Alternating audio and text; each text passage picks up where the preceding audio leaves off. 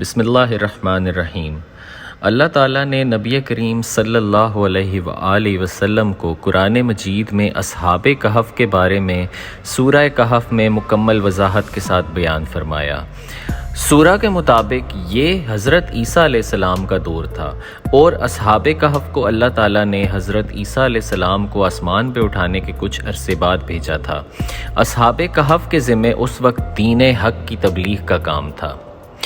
جہاں یہ واقعہ پیش آیا وہ آج کل فلسطین کا علاقہ ہے۔ اس وقت کے بادشاہ کا نام دقیانوس تھا جو بت پرست تھا۔ بادشاہ دقیانوس زور زبردستی سے سب کو بت پرستی کرنے پہ آمادہ کرتا اور جو ایسا نہ کرتا وہ اسے قتل کروا دیتا تھا۔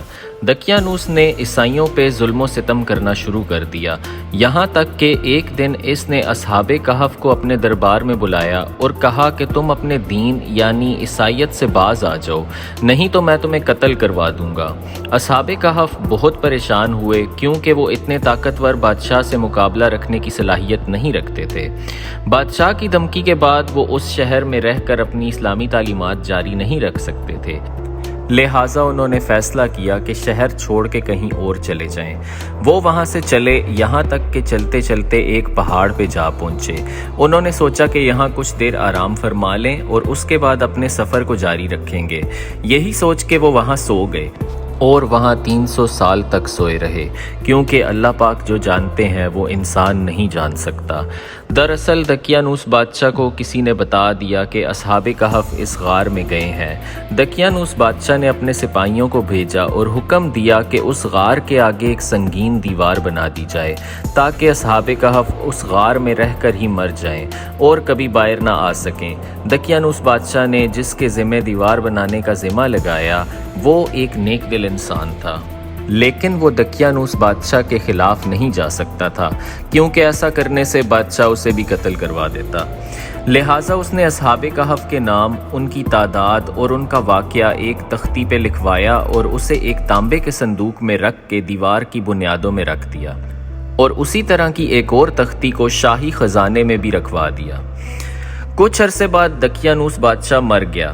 اس کے بعد بہت سی حکومتیں آئیں اور ختم ہو گئیں، یہاں تک کہ 300 سال گزر جانے کے بعد وہاں بھی عیسائیت پھیل چکی تھی۔ اس وقت پیتروس نامی بادشاہ کی حکومت تھی۔ وہ ایک نیک دل اور انصاف پسند بادشاہ تھا۔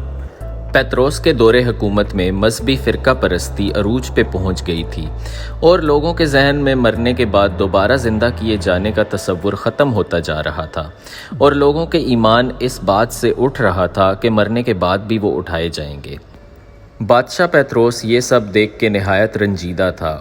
ایک دن اس نے اللہ سے بے قراری سے دعا کی کہ لوگوں کو کچھ ایسی نشانی دکھائیں جس سے اس قوم کے لوگوں کا ایمان پھر سے تازہ ہو جائے اور پھر سے مرنے کے بعد دوبارہ زندہ کیے جانے کا اور خدا کے ایک ہونے کا یقین ہو جائے۔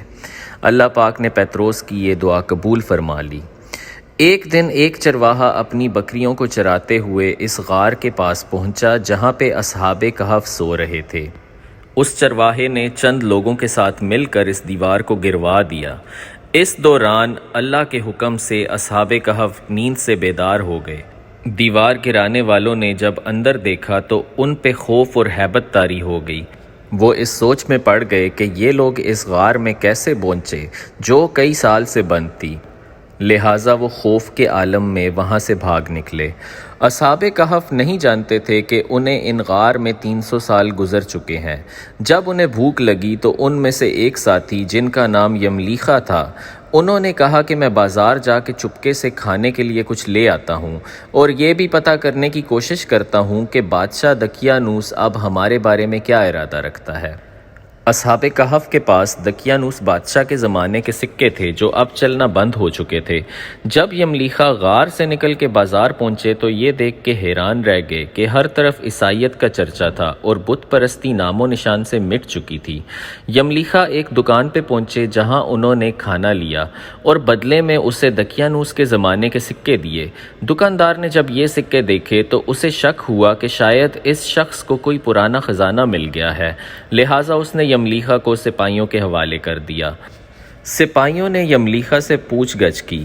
یملیخا نے بتایا کہ میرے پاس کوئی خزانہ نہیں ہے اور یہ ہمارے ہی سکے ہیں جنہیں ہم استعمال کرتے ہیں۔ سپاہیوں نے کہا کہ یہ سکے تو 300 سال پرانے ہیں اور اب تو ان کا نام و نشان تک نہیں رہا، لہٰذا سچ سچ بتاؤ کہ معاملہ کیا ہے، اس کا کوئی مناسب حل نکالا جا سکے۔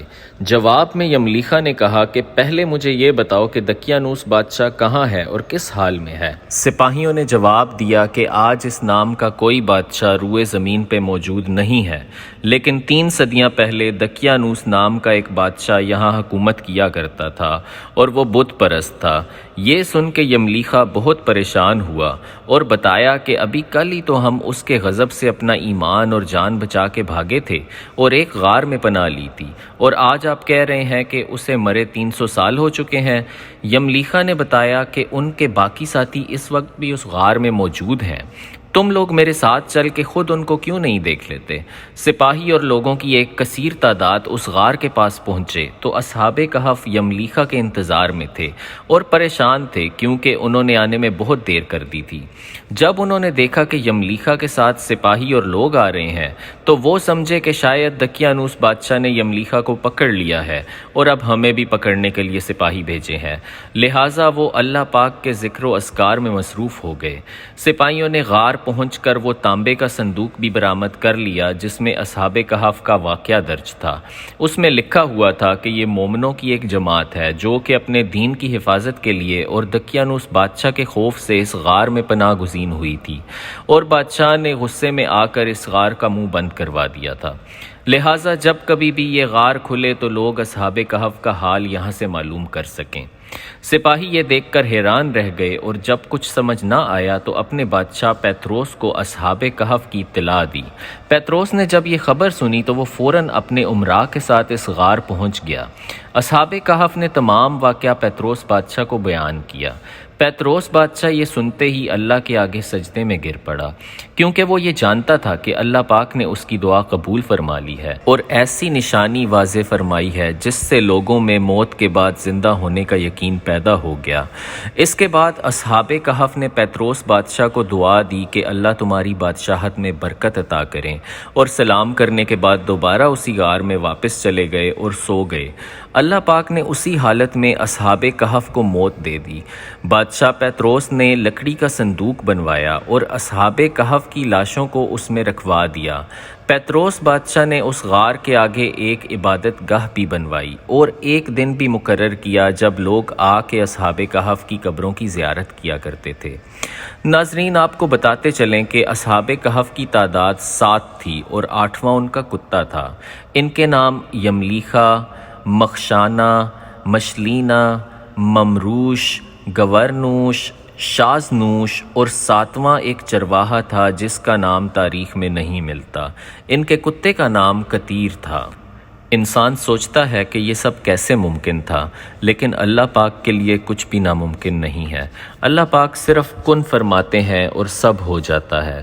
یہ تو محض انسانی سوچ کی حدود ہیں۔ دوستوں، مجھے امید ہے کہ آپ کو آج کی ویڈیو پسند آئی ہوگی۔